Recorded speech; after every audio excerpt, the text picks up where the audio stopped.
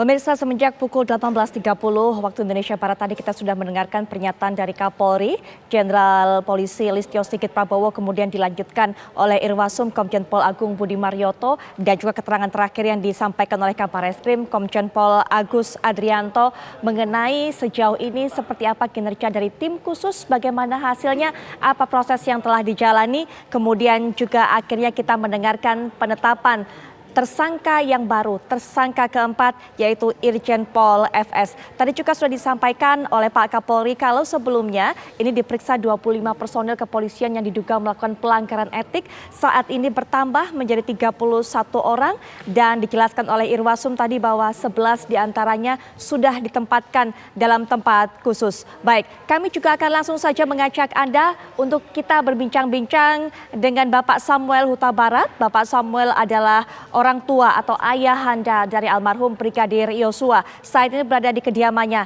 di Jambi. Selamat malam, Pak Samuel. Di negara kita ini yang sudah membentuk tim khusus untuk mengungkap kasus kematian anak kita Nofriansah Yosua. Dan begitu juga kami mengucapkan terima kasih kepada tim khusus yang sudah bekerja siang dan malam, berusaha semaksimal mungkin agar terungkap siapa pelaku aktor utamanya di belakang ini.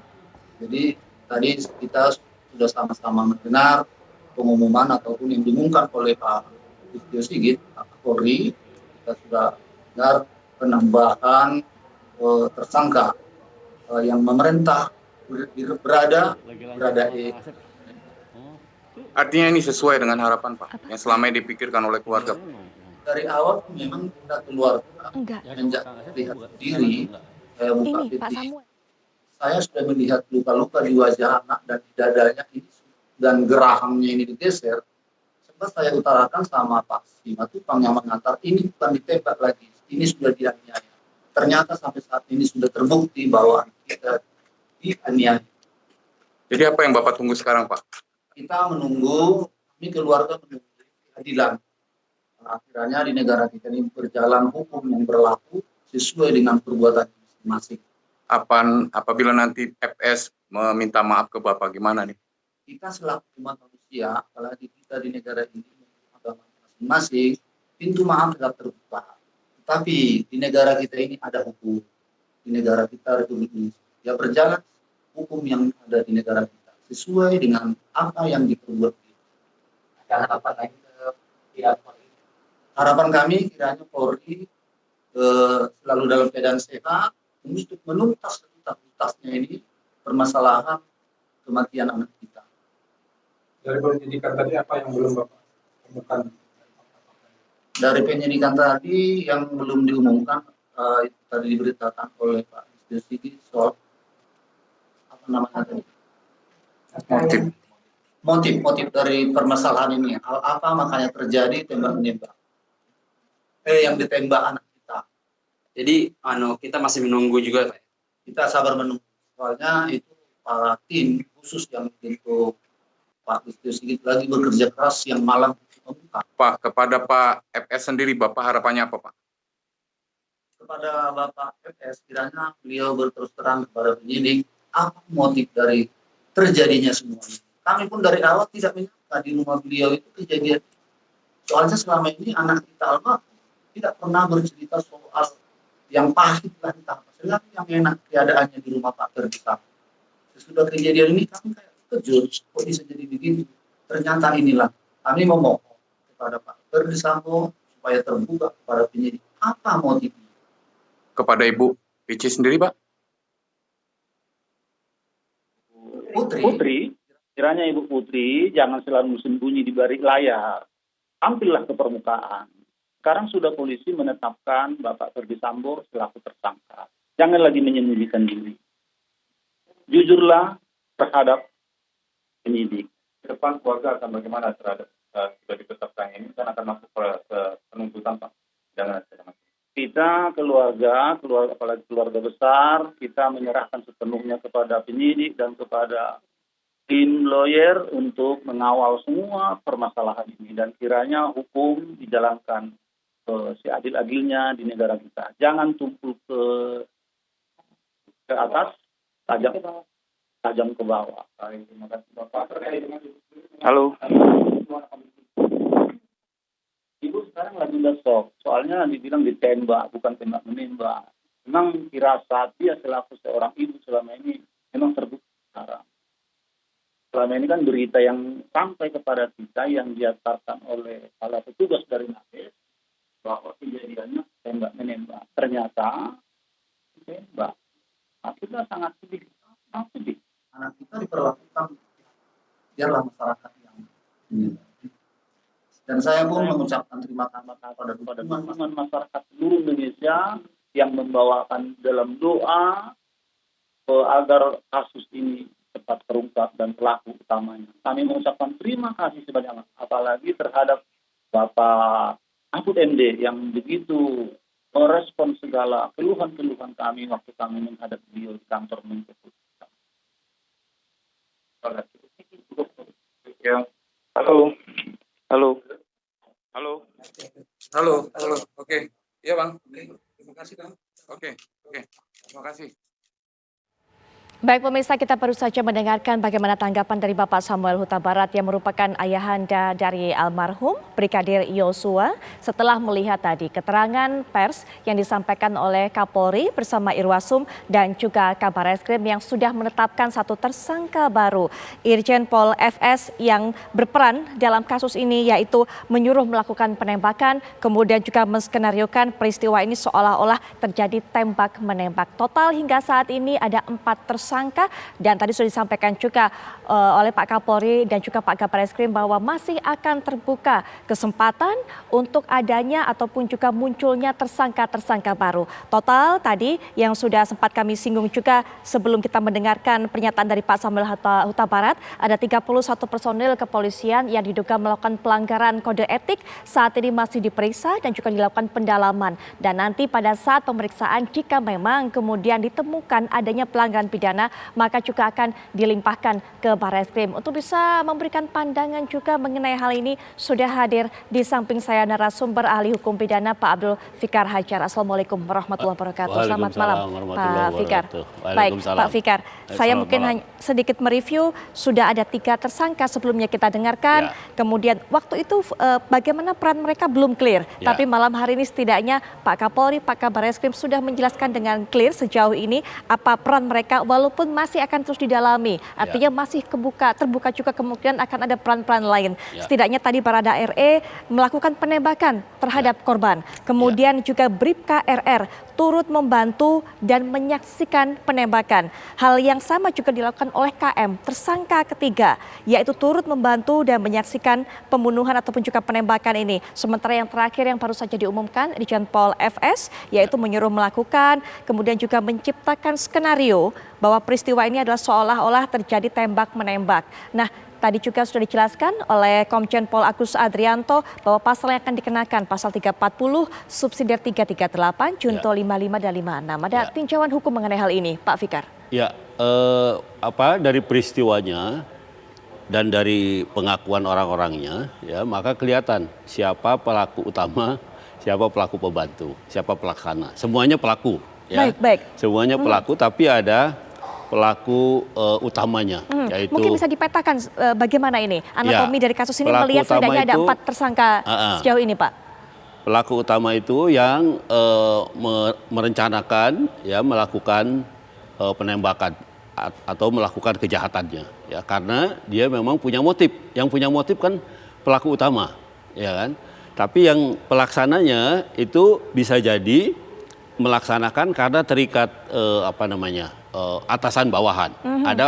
Ada hubungan hierarkis gitu, atasan bawahan, sehingga ketika diperintahkan ya dia ikut. Gitu. Baik, artinya Pak Fikar, ketika tadi disebutkan peranan Irjen Pol FS ini adalah menyuruh melakukan, itu sudah memenuhi unsur sebagai pelaku utama. Betul, itu pelaku utama, karena dia menyuruh melakukan, meskipun bukan dia yang tembak, tetapi dia adalah otak dari kejadian ini, gitu ya. Jadi karena ada perintah dari dia, apalagi dia berkedudukan sebagai atasan dari 3 orang yang lain itu, nah, sehingga perintahnya di samping dia sebagai yang lebih senior juga ada pola relasi dinas gitu, pola relasi kedinasan yang mau tidak mau juga memaksa para anak buahnya itu mengikuti. Tapi sebenarnya ketika ketika terjadi, meskipun dalam konteks relasi kedinasan, kalau yang diperintahkan itu adalah kejahatan, mestinya anak buah juga bisa protes gitu. Bisa menolak maksud Bapak? Iya, bisa menolak gitu. Tidak mau melakukan hal itu begitu? Betul. Kecuali di medan perang gitu. Apalagi ini kan kepolisian. Kepolisian salah satunya adalah fungsinya adalah penegak hukum. Ya, selain dia pelayan masyarakat dan ada tugas yang lain, keamanan nasional gitu, tapi dia salah satu tugasnya adalah penegak hukum. Baik. Nah, karena itu seharusnya pola relasi antara atasan bawahan itu ketika perintahnya bukan perintah dinas, mestinya saringannya adalah hukum itu tadi. Baik. Ini menurut hukum melanggar hukum atau tidak? Mestinya seperti itu. Tapi kalau perintah baris, perintah menyampaikan pesan, itu kan jelas gitu. Ya, tapi baik. ketika perintah membunuh, kalau di medan perang boleh gitu kan. Tapi kalau di medan biasa seperti ini ya artinya itu sudah kejahatan gitu. Baik Pak Fikar, kita lanjutkan nanti Pak Fikar. Saya juga akan menyapa narasumber lainnya dan juga akan mendengarkan bagaimana pandangan narasumber berikutnya. Bapak Bambang Rukminto selaku pengamat kepolisian. Assalamualaikum warahmatullahi wabarakatuh. Selamat malam Pak Bambang. Selamat malam, Mbak Putri. Baik Pak Bambang. Ya. Malam juga Pak. Pak Bambang ini termasuk salah satu narasumber yang saat juga berbincang dengan saya pada sebelum-sebelumnya adalah meminta agar ini semua terkuak, agar ini semua terbongkar, agar ini semua dibuka. Ketika kemudian nama Irjen Pol FS diumumkan sebagai tersangka dengan perannya yang sudah sempat saya sebutkan berkali-kali tadi Pak. Bagaimana Pak Bambang? Ya, sebenarnya publik sudah menduga ke arah sana. Hanya saja semuanya kan harus melalui penyelidikan dan penyidikan, sehingga itu bisa dipastikan menjadi fakta-fakta hukum, bukan hanya sekedar rumor, bukan sekedar asumsi. Makanya pengumuman yang disampaikan oleh Bapak Kapolri tadi ini menjawab semua pertanyaan-pertanyaan publik gitu. Seperti itu Mbak Putri.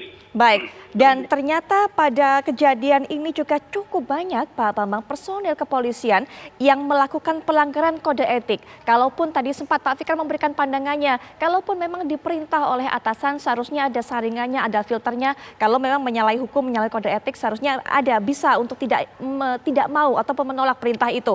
Pak Bambang juga mungkin punya catatan mengenai hal ini. Begitu banyaknya personil, tadi terakhir 31 dari 25 kemudian berkembang menjadi 31 personil yang disebut ataupun juga diduga melanggar kode etik, termasuk yang mereka lakukan ini menghambat, mempersulit proses penyidikan selama ini, Pak Bambang. Saya melihatnya gini, kultur militeristik yang ditinggalkan sejak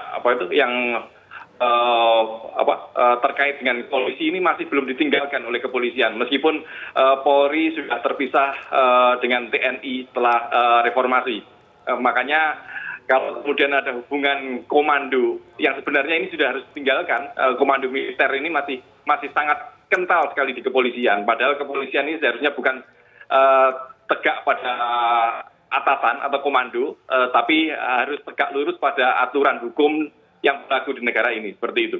Baik, ini kultur militer yang belum bisa ditinggalkan. Harusnya tidak tegak lurus pada atasan, tapi tegak lurus pada aturan ataupun juga hukum yang berlaku. Tapi karena ini merupakan kultur yang tadi Pak Bambang katakan sudah mendarah daging sepertinya, tidak bisa ditinggalkan.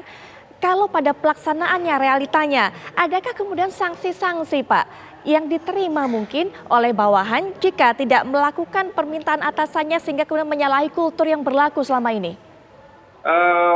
Memang kalau terkait dengan pelanggaran hukum, tentunya ini adalah sesuatu yang tidak mungkin dilakukan. Ya, sebenarnya tidak mungkin dilakukan. Kalau terkait dengan perintah yang natural, yang normatif, itu tentu harus dilakukan. Tapi faktanya kultur itu masih sangat kental sekali di kepolisian. Apalagi kalau melihat Baradae ini juga berasal dari Brimob yang merupakan pasukan khusus di kepolisian yang hierarkinya sangat kental sekali dengan komando seperti itu. Makanya seharusnya memang harus ada dipisahkan antara kultur semi militer di Brimob itu kalau kemudian berpindah ke polisi umum. Kalau polisi umum tentunya harus profesional yang saya sampaikan tadi, harus tegak lurus pada aturan hukum yang berlaku seperti itu. Baik Pak. Faktanya memang seperti itu yang ada. Iya, kalau tadi kita dengarkan memang Irjen Pol FS ini merupakan pati ataupun juga pejabat Polri perwira tinggi yang bintangnya paling tinggi tentunya jabatannya yang menjadi tersangka dalam kasus ini. Tapi ada sosok-sosok lainnya juga yang masuk dalam kategori pati juga, pejabat tinggi juga, ada bintang 1, kemudian juga ada pamen di bawahnya kombes yang artinya juga memiliki peranan penting sebenarnya masuk dalam pemeriksaan dugaan-dugaan pelanggaran etik. Bagaimana Pak melihatnya? Memang kalau menurut saya penuntasan kasus ini tidak hanya berakhir pada pentersangkaan seseorang ya, oknum pelaku atau otak pelaku, tapi harus dijadikan momentum oleh Kapolri untuk membenahi kepolisian secara umum. Karena kita lihat mulai awal kasus ini berjalan itu begitu banyak pihak lintas satuan yang seolah merekayasa kasus ini dan menutupi kasus ini. Makanya ini harus benar-benar dituntaskan, dibuka setransparan mungkin dan seakuntabel mungkin. Karena kalau tidak, ini akan menjadi duri di dalam daging kepolisian, gitu loh. Makanya semuanya harus dikelirkan dan bukan hanya sekedar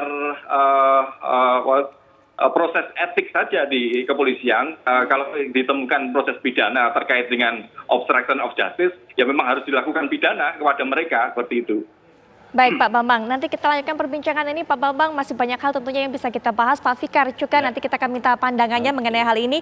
Sekedar informasi kembali untuk Anda pemirsa bahwa dari 31 personil kepolisian yang diduga melakukan pelanggaran kode etik dan juga diperiksa, ditempatkan juga atau 11 diantaranya ditempatkan juga di tempat khusus ini terdiri dari 2 personil dari Barreskrim, 21 personil Divpropam dan 7 personil dari Polda Metro Jaya. Kami masih akan lanjutkan perbincangan dalam Breaking News sesaat lagi.